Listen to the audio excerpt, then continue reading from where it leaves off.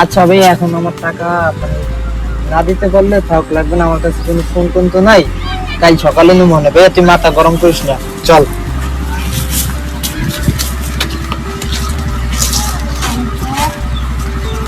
আচ্ছা শোন, তুই আর আমি গিয়ে দেখবো ও কেন মিথ্যে কথা বল। আচ্ছা চলো চলো, ওকে যে খাবারটা দিছি ও খাবারটা খায় নাই, কি কারণ এটা আমরা বের করবো। চলো চলো ওর আচ্ছা বাসায় চলো। মহাজন, ঠিক আছে, লন।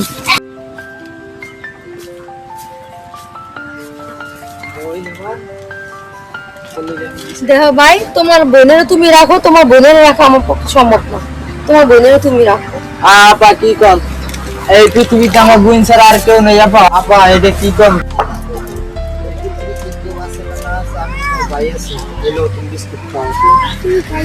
হ্যাঁ ভাই, আমি খাইছি। যে ব্যক্তি কাজ করি না ওই ব্যক্তি আমি খাইছি।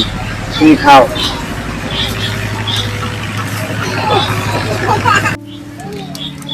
তুমি এই বিস্কুটটা খাও আপু।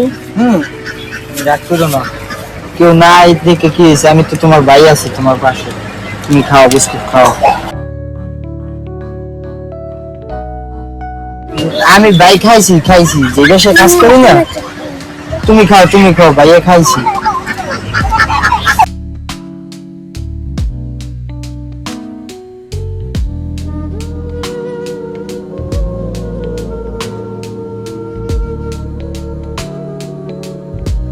আরে মহাজন, আপনি?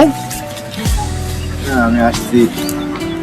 তুমি যে খাবারটা খাও নাই কেন এখন বুঝতে পারলাম। তুমি এই কারণে খাবারটা খাও নাই না, তোমার বাসায় ছোট একটা বোন আছে তাই।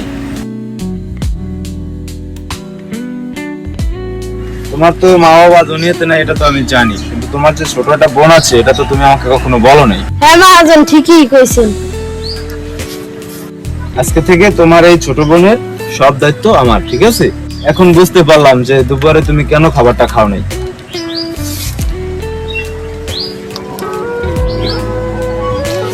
মহাজন, আপনার ঋণ আমি কোনোদিনও শোধ করতে পারবো না মহাজন।